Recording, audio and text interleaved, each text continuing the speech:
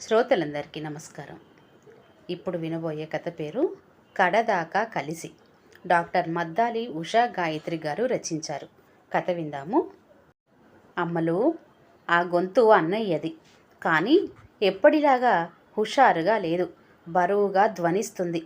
Phone receive ఎత్తిన ప్రభావతి కొద్దిగా కంగారు పడింది. అన్నయ్య, ఏంటి నీ గొంతు అలా ఉంది, ఏమైంది? గబగబా ప్రశ్నలు సంధించింది. ఏం లేదే, నిన్నటి నుంచి మీ వదిన అసలు లేవటం లేదు, నాకు గాబరాగా ఉంది అన్నాడు ప్రకాశరావు. ఏంటన్నయ్యా, నిన్నటి నుంచి బాగోలేకపోతే ఇప్పుడు చెప్పటం? ముందు నువ్వు ఫోన్ పెట్టేయి, నేను బావగారు వెంటనే బయలుదేరి వస్తున్నాం. సమాధానం కోసం ఎదురు చూడకుండా ఫోన్ పెట్టేసి, ఏమండోయ్, అర్జెంటుగా అన్నయ్య వాళ్ళ ఇంటికి వెళ్దాం పదండి అంటూ గబగబా గుమ్మం దగ్గరకొచ్చింది. అప్పటికే కారు సిద్ధం చేసి ఉంచాడు. ప్రభావతి భర్త ఆనందరావు ఫోన్లో సంభాషణ విని, ప్రభావతి వాళ్ళింటికి వాళ్ళ అన్నయ్య ఇంటికి 1 గంట ప్రయాణం. ప్రకాశరావు ప్రభావతి కన్నా 10 ఏళ్ళు పెద్ద. వాళ్ళు మొత్తం 5గురు సంతానం. 2 అన్నయ్యలు, 2 అక్కయ్యలు, ఆఖర్న ప్రభావతి. అందరికీ ప్రభావతి అంటే అమిత ముద్దు. చిన్నప్పుడు ఎర్రగా బాగా బొద్దుగా ఉండేది. ప్రకాశరావు అందరిలోకి పెద్ద. ప్రభావతికి పెద్దన్నయ్య అంటే ఎంతో ప్రేమ, అభిమానం. అన్నయ్య ఇల్లు దగ్గర పడే కొద్దీ ఆతృత హెచ్చింది. పాపం వదినకేమైందో, అన్నయ్య అన్నిటికీ వదిన మీద ఆధారపడతాడు. సొంతంగా ఏ పని చేసుకోలేడు. ఉన్న ఒక్క కొడుకు పై చదువులకు అమెరికా వెళ్ళి అక్కడే స్థిరపడిపోయాడు. ఫోన్ల మీద పలకరింపులు తప్ప ఓ పట్టాన ఇండియాకి రాడు. కారు ఆగకుండానే గబుక్కున కిందకి దిగేసింది. అరెరే జాగ్రత్త అంటూ ఆనందరావు హెచ్చరిస్తూనే ఉన్నా అప్పటికే పెద్దన్నయ్య అంటూ లోపలకు దూసుకెళ్ళిపోయింది ప్రభావతి. వదిన మంచం పక్కనే కుర్చీలో దిగాలుగా కూర్చొని ఉన్న ప్రకాశరావుకి చెల్లెల్ని చూడగానే ప్రాణం లేచి వచ్చినట్టయింది. వచ్చావటే అమ్మలు, నిన్నటి నుంచి మీ వదిన మాటా పలుకు లేకుండా అలానే పడుకొనుంది. వదినా చూడు, నేను అమ్మల్ని వచ్చాను అంటూ మంచం మీద ఓ పక్కగా కూర్చుంది ప్రభావతి. ప్రభావతి గొంతు వింటూనే కళ్ళు తెరిచి సత్తువ చేసుకుని లేవటానికి ప్రయత్నించింది భారతమ్మ. కానీ ఓపిక లేక సన్నగా ఓ మూలుగు మూలిగింది. లేవకు లేవకు, ఒక్క మాటు నాకు నిన్నే ఫోన్ చేసి ఉంటే వెంటనే వచ్చి మిమ్మల్ని తీసుకెళ్లేదాన్నిగా. ఆయన నా దగ్గర అంత మొహమాటం ఏమిటి వదినా? నొచ్చుకుంది ప్రభావతి. చిన్నపిల్లవి, నీతో చేయించుకోవటం ఏమిటే? హీనస్వరంతో సంజాయిషి ఇచ్చుకుంది భారతమ్మ. భార్యలో ఆ మాత్రం చైతన్యం చూసి చాలా సంతోషపడ్డాడు ప్రకాశరావు. ఇంకా ఏం చిన్నపిల్లని వదినా, నాకు మనవడు వచ్చాడు అంది నవ్వుతూ ప్రభావతి. ప్రభావతికి ఒక్కడే కొడుకు. అతను డాక్టరు, కోడలు కూడా డాక్టరే. ఇద్దరూ ప్రేమించుకున్నారు, ఒకే కాలేజీలో చదువుకున్నారు. హౌస్ సర్జన్సీ కూడా కలిసే పూర్తి చేశారు. కొడుకు తల్లితో తండ్రితో తన ప్రేమ విషయం చెప్పాడు. ఇద్దరూ ఆనందంగా అంగీకరించారు. ఒక్కగానొక్క కొడుకు పెళ్లి అంగరంగ వైభవంగా చేశారు. ఇద్దరూ డాక్టర్లు కావటం మూలాన సిటీలో మంచి సెంటర్లో నర్సింగ్ హోమ్ పెట్టారు. బాగా సంపాదిస్తున్నారు.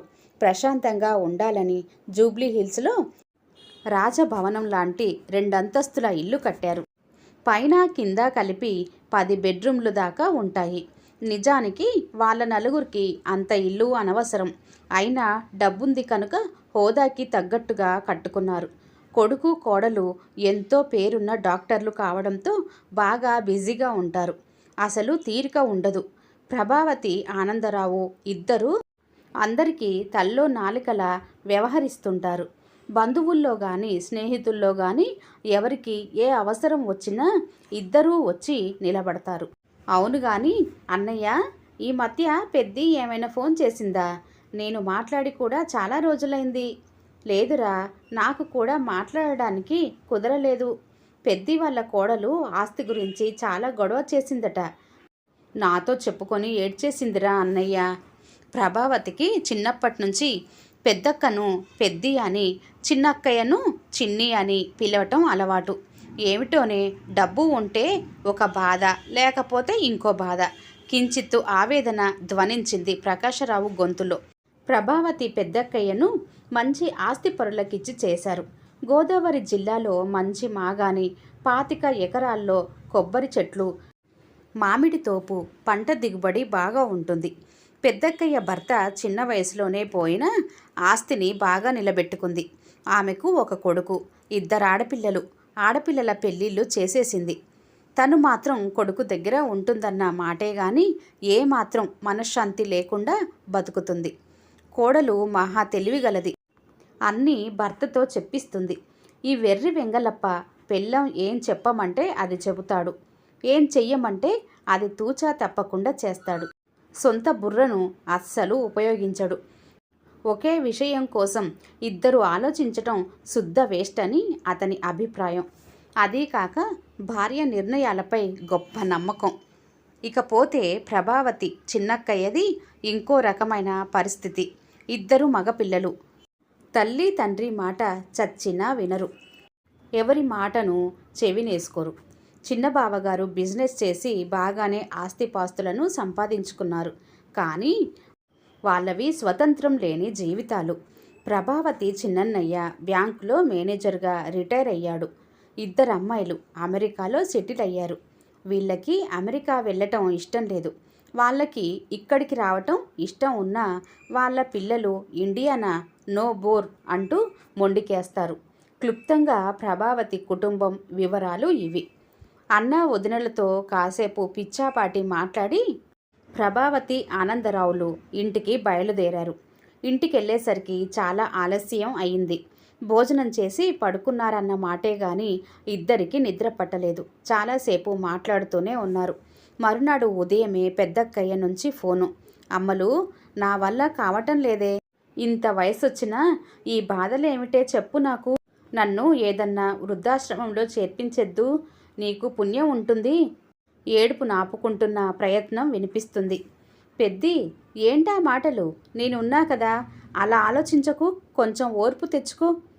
ఏం ఓర్పే, చిన్నతనాన పెళ్లి చేశారు. అప్పట్నుంచి ఓర్చుకుంటూనే ఉన్నాను.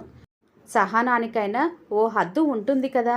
నువ్వింకేం మాట్లాడకు, నేను ఓ నిర్ణయానికొచ్చేశాను అని పెద్ది ఫోన్ పెట్టేసింది. అయ్యో దేవుడా, ఏం చెయ్యాలి? ఏం నిర్ణయమో, ఎలాంటి నిర్ణయమో ప్రభావతికి ఏం పాలుపోలేదు. వెంటనే చిన్నక్కయ్య సెల్కి ఫోన్ చేసింది. చిన్ని, నేను అమ్మల్ని, నువ్వొకసారి రేపు పెద్దక్కయ్య ఇంటికి రాగలవా? కొంచెంసేపు నిశ్శబ్దం. ఆ తర్వాత సరే అని అంగీకారం. అమ్మయ్య, ఈ రోజుకి గండం గడిచిందిలే అనుకొని గట్టిగా ఊపిరి తీసుకుంది ప్రభావతి. ఎవరికైనా ఎలాంటి సమస్యలొచ్చినా ప్రభావతి వాటిని ఇట్టే పరిష్కరిస్తుంది. ఆ నేర్పు, చాకచక్యం చాలా ఉంది ఆమెలో. పొద్దున్నే లేచి స్నానం చేసి పూజ పునస్కారం ముగించుకొని గబగబా టిఫిన్ తినేసి 9:30 కల్లా పెద్దక్కయ్య ఇంటికి చేరుకుంది. భర్త ఆనందరావుని భోజనం వేళకు రమ్మంది. ప్రభావతి వెళ్ళేసరికి చిన్నక్కయ్య అక్కడికి చేరుకుంది.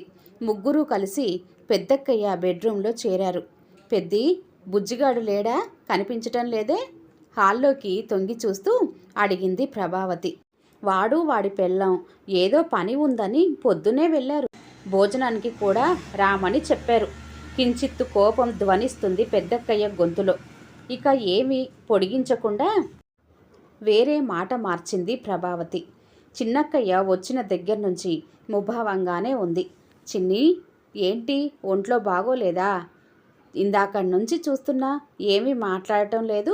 ప్రభావతి చిన్నక్కయ్యని కదిపింది. ఒంట్లో బ్రహ్మాండంగా ఉంది.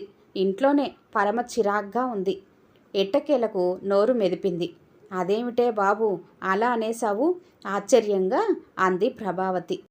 చిన్నక్కయ్య ఒక్కసారిగా బోరుమంది. ప్రభావతికి కంగారేసి పెద్దక్కయ్య వైపు చూసింది. ఏముందే చెప్పటానికి? ఎక్కడ ఏ కొంపలో చూసినా ఏముంది గర్వకారణం అన్నట్టు అడకత్తెరలో పోక చెక్కలా తయారైంది దాని పరిస్థితి. మగ వెధవలిద్దరూ దీన్ని లెక్క చేయరు. ఇదేమో ఒంట్లో బాగున్నా బాగోలేకపోయినా ఇంటెడు చాకిరీ చేస్తుంది. కోడళ్ళిద్దరికీ పడి చావదు. అన్నిటికీ వంతులేసుకొని కొట్లాడుకుంటారు. చిన్ని పరిస్థితిని అర్థం చేసుకున్న పెద్దక్కయ్య ఎంతో బాధపడుతూనే చెప్పింది. ప్రభావతికి అంతా అగమ్య గోచరంగా ఉంది. దాని సంగతి సరే, అలా ఉంచు. మరి నువ్వేమిటి నిన్న నాతో అలా మాట్లాడావు? పెద్దక్కయ్యని సూటిగా నిలదీసింది. బాధ అన్న పదానికి అర్థం ఒకటే అయినా అందరి బాధలు ఒక్కలా ఉండవు. ఏది ఏమైనా నా నిర్ణయం మారదు. ఇంతకాలం నాకు ఇష్టం ఉన్నా లేకపోయినా పరిస్థితులలో రాజీ పడుతూనే బతికేశాను. కానీ ఇక నా ఓర్పు నశించింది. అందుకే నీకు నా నిర్ణయం చెప్పాను. ఇంత పెద్దదాన్ని, మీ అందరికంటే ముందు పుట్టినదాన్ని, అనుభవం ఉన్నదాన్ని, నేను తొందరపాటు నిర్ణయం ఎందుకు తీసుకుంటానో చెప్పు అమ్ములు. నీకు తల్లి తర్వాత తల్లి అంతటి దాన్ని. అవునా కాదా? ప్రభావతికి కళ్ళల్లో గిర్రున నీళ్లు తిరిగాయి. నిజమే. తనకు తల్లి దగ్గర కన్నా పెద్దక్కయ్య దగ్గరే చేరిక ఎక్కువ. చిన్నప్పటి నుంచి ఓదార్చే వయసు లేదు, వద్దని ఒప్పించే అనుభవం లేదు తనకి. కానీ ఏదో ఒకటి గట్టి ఆలోచనే చేయాలి. సరే, మీరు మాట్లాడుతూ ఉండండి, అందరికీ అన్నం వండేసి వస్తాను అని లేచింది. ముందుగానే ఆలోచించి తను వచ్చేప్పుడే దొండకాయ వేపుడు, దోసకాయ పప్పు, సాంబారు, కొబ్బరి పచ్చడి చేయించి పట్టుకొచ్చేసింది. అన్నం ఒకటి అక్కడ వేడిగా వండొచ్చు కదా అని. ఇంతలో కాలింగ్ బెల్ మోగింది. ప్రభావతి వెళ్ళి తలుపు తీసి ఆనందంతో గట్టిగా అరిచింది, పెద్దన్నయ్య వచ్చాడు అంటూ. ఆ వెనుకే ఉన్న భర్తను చూసి అర్థం చేసుకుంది. వెంటనే తమాయించుకొని, వదినకి ఇప్పుడు పర్వాలేదా అన్నయ్య అని వాకాబు చేసింది. మొన్నటి మీద చాలా మెరుగ్గా ఉంది, కొద్దిగా లేవగలుగుతుంది. పోనీలే అన్నయ్య, మంచి సంగతే చెప్పావు. మీరు అలా కూర్చోండి, ఇప్పుడే రైస్ కుక్కర్ పెట్టి ఇట్టే వచ్చేస్తానంటూ వంటింట్లోకి వెళ్ళిపోయింది. వీళ్ళొచ్చారని తెలియగానే అక్కా చెల్లెళ్ళిద్దరూ డ్రాయింగ్ రూంలోకి వచ్చారు. ప్రకాశరావు చెల్లెలిద్దరి వాలకం చూసి నొచ్చుకున్నాడు. ఇద్దరి మొహాల్లో కళాకాంతులు లేవు. పెద్ద వయసొచ్చే కొద్దీ బాధ్యతలు తగ్గకపోగా బాధలు వచ్చి చేరాయి. ఏమిటర్రా అలా ఉన్నారేం? అన్నీ వదిలించుకోండి, లేదా వదిలేసుకోండి. అన్నీ మనసుకు పట్టించుకుంటే మరింత కుంగిపోతారు. మనసులోని బాధ శరీరాన్ని మరింత బలహీనపరుస్తుంది అనునయంగా అన్నాడు. ప్రకాశరావు ఓదార్పుగా చెప్పిన మాటలు అక్కడి వారిని మళ్ళీ కంటతడి పెట్టించాయి. ప్రభావతి భర్త ఆనందరావు కొద్దిగా ఇబ్బందిగా ఫీల్ అయ్యి, ప్రభా, ఏమన్నా సాయం చేయనా అంటూ వంటింట్లోకి వెళ్ళిపోయాడు. ప్రభావతి భర్తతో చాలాసేపు వంటింట్లోనే సంప్రదించింది. ఆమెకు మనసులో ఒక ఆలోచన కలిగింది. దానినే సూచనప్రాయంగా భర్త చెవిన వేసింది. ఆనందరావుకు అది సమంజసంగానే తోచింది. గబగబా డైనింగ్ టేబుల్ మీద ఇంటి నుండి తెచ్చినవన్నీ సర్దేసింది ప్రభావతి. అందరికీ కంచాలు, మంచినీళ్లు పెట్టేసింది. అక్కడ హాల్లో చెల్లెలిద్దరినీ సమాధానపరిచే ప్రయత్నంలో ఉన్నాడు ప్రకాశరావు. అంతా రెడీ, భోజనానికి రండి అంటూ కేకేసింది ప్రభావతి. అందరూ డైనింగ్ టేబుల్ దగ్గరకు చేరుకున్నారు. ప్రభావతి, ఆనందరావు గబగబా అన్నీ వడ్డించేశారు. అందరినీ మామూలు స్థితికి తీసుకొచ్చే ప్రయత్నం చేశారు. భోజనం దగ్గర ఇంకే విషయాలు చర్చించకుండా దగ్గరుండి ఏం కావాలో చూసుకున్నారు. మొత్తానికి అందరూ భోజనాలు అయ్యాయి అనిపించి మళ్ళీ హాల్లోకి వచ్చి కూర్చున్నారు. ప్రభావతి బల్ల మీద అవన్నీ సర్దేసి తను వచ్చి కూర్చుంది. అక్కయ్యలిద్దరూ మళ్ళీ జరిగిన విషయాలే తలుచుకొని కుమిలిపోతుంటే ప్రభావతి భర్తకేసి ఏం చేద్దామన్నట్టుగా చూసింది. ఇంతలో వాకిట్లో కారు ఆగిన శబ్దం వినిపించి పెద్దక్కయ్య ఉలిక్కి పడింది. కొంపదీసి కొడుకు కోడలు తిరిగొచ్చేశారా ఏమిటి చెప్పమా? వీళ్ళందరినీ చూసి ఇంకేం గొడవ చేస్తారో ఏమోనని లోపల భయంగానే ఉంది. ప్రభావతికి కూడా కొద్దిగా జంకుగానే ఉంది. ఏమైతే ఏం అనుకొని వెళ్ళి తలుపు తీసింది. మళ్ళీ ఒక కేక, చిన్నన్నయ్య అంటూ. ఇది అసలు అనుకోకుండా జరిగిన విశేషం. చిన్నన్నయ్య పెద్దక్కయ్యని ఊరికే చూద్దామని వచ్చాడు. కానీ అక్కడ అందర్నీ చూసి ఆశ్చర్యపోయాడు. రారా, వచ్చి కూర్చో అంటూ ప్రకాశరావు తమ్ముడికి ఎదురెళ్ళాడు. మంచి సమయానికే వచ్చావు అని తమ్ముడి వైపు ఆపేక్షగా చూసింది పెద్దక్కయ్య. ప్రభావతికైతే ఈ కలయిక చాలా శుభ సూచకంగా తోచింది. తన ఆలోచన అందరి ముందు ఉంచడానికి ఇదే సరైన సమయం అనుకుంది. మొత్తానికి అందరి పరిస్థితి ఇంచుమించుగా ఒకటేలా ఉంది. కారణాలు ఏమైనా కొద్ది కాలంగా అందరూ ఏదో ఒక విధమైన మానసిక ఒత్తిడికి లోనవుతూనే ఉన్నారు. అందరిలోనూ ఏదో అభద్రతా భావం, ఏదో పోగొట్టుకున్న బాధ. ఆలోచిస్తే పరిష్కారం లేని సమస్య కాదు, కానీ సమిష్టిగా పరిష్కరించుకుంటే అందరికీ సానుకూలంగా మారే ఆస్కారం ఉందనిపించింది ప్రభావతికి. అందుకే ముందుగా చొరవ తీసుకొని, పెద్దన్నయ్య, చిన్నదాన్నని అనుకోకపోతే నేనొకటి చెబుతాను, వింటావా? చెప్పరా తల్లి, నీ మాట కాదంటానా చెప్పు. మంచి చెడ్డలు మాట్లాడుకోవడానికేగా తోడబుట్టిన వాళ్ళుండేది. అందుకే అన్నయ్య, ఆ బంధంతోనే, ఆ బాధ్యతతోనే ధైర్యం చేసి నేను బావగారు మీ ముందు ఓ పరిష్కార మార్గాన్ని ఉంచబోతున్నాం. అందరూ ఒక్కసారిగా ఆశ్చర్యపోయారు. ప్రభావతి తను సూచించేది అందరికీ ఆమోదయోగ్యంగా ఉండాలని కోరుకుంటూ తన సంభాషణ పొడిగించింది. పెద్దక్కయ్య పరిస్థితి నాకు పూర్తిగా అర్థమైంది. ఈ వయసులో ఇంకా అసంతృప్తి అనారోగ్యానికి దారి తీస్తుంది. బలవంతాన ఉండమని చెప్పలేం. అలా అని వృద్ధాశ్రమంలో ఉండాలన్న నిర్ణయాన్ని హర్షించలేం. పెద్దక్కయ్య నాకు తల్లితో సమానం. అమ్మని అలా వదిలేయలేం కదా. ఇక చిన్నక్కయ్య అందరితో ఉంటూ అందరి మధ్య నలిగిపోతుంది. తను అసలే చాలా మెతక. బావగారు ఇటు చెప్పలేరు, అటు చెప్పలేరు. అది దాని పరిస్థితి. పెద్దన్నయ్య, వదిన మన అందరికీ తల్లిదండ్రి లాంటి వారు. వదినకి ఆరోగ్యం సరిగా ఉండటం లేదు. రోజు రోజుకి నీరసించిపోతుంది. పెద్దన్నయ్య ఒక్కడు ఏం చేసుకోగలడు, ఏం చేయగలడు చెప్పండి. చిన్నన్నయ్య విషయానికొస్తే సమస్యలేం లేకపోవచ్చు, కానీ పిల్లలు రారు, వీళ్ళు వెళ్ళరు. ఒక జంట అనుభవిస్తున్న ఒకలాంటి ఒంటరితనం. వాళ్ళకి ఏ వ్యాపకం లేకపోవడంతో ఏమీ తోచుబాటు కాదు. ఇక నా విషయానికొస్తే నా కొడుకు కోడలు మనసుల్లో ఏముందో, ముందు ముందు ఎలాంటి ఆలోచనలు వస్తాయో తెలియదు, కానీ ప్రస్తుతానికి నాకు వాళ్ళిద్దరి మీద నమ్మకమే. అందుకే ఆలోచించి ఈ నిర్ణయానికి వచ్చాం. తటపటాయింపుగా కాస్త ఆగింది ప్రభావతి.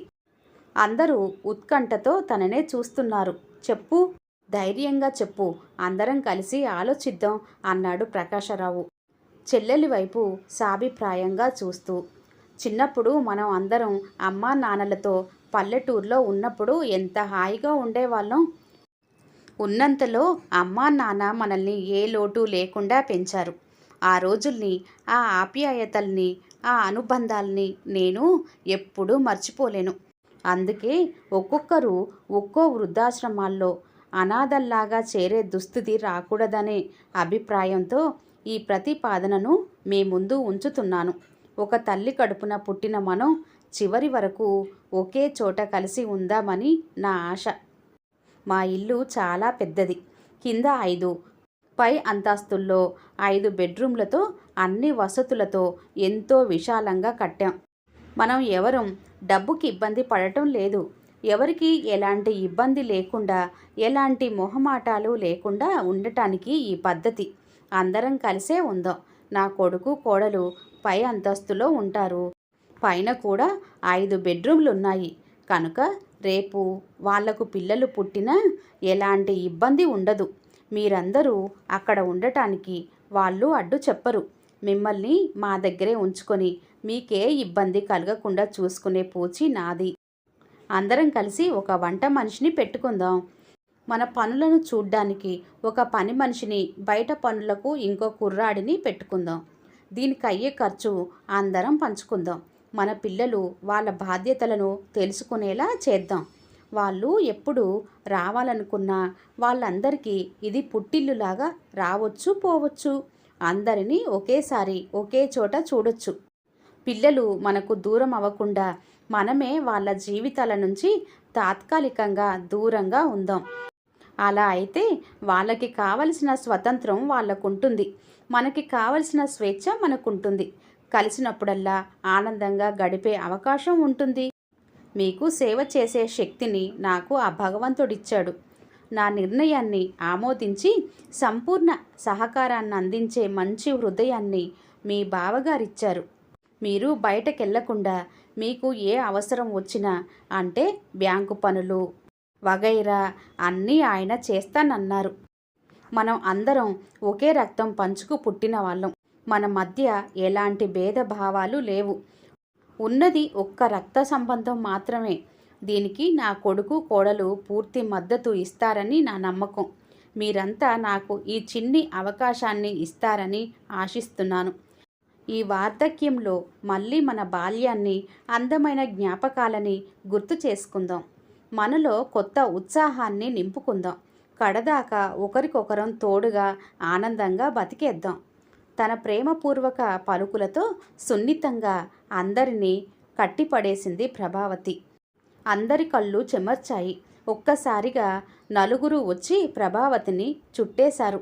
అప్పటిదాకా వాళ్ళ మనసుల్ని కలిచివేసిన బాధ అంతా దూది పింజలా తేలిపోయింది. ఇంత మంచి ఆలోచన తమలాంటి ఎన్నో కుటుంబాలకు స్ఫూర్తి కావాలని కోరుకుంటూ ఉత్సాహంగా ఇళ్లకు మళ్ళారు. కథ ఇంతటితో సమాప్తం అండి.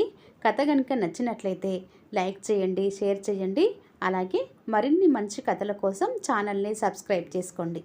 మరొక మంచి కథతో మళ్ళీ కలుద్దాం. అంతవరకు సెలవు. నమస్తే, ధన్యవాదములు. అలాగే కొత్తవారు కనుక మన ఛానల్ని ఫస్ట్ టైం కనుక చూస్తున్నట్లయితే దయచేసి సబ్స్క్రైబ్ చేసుకోండి. Thank you.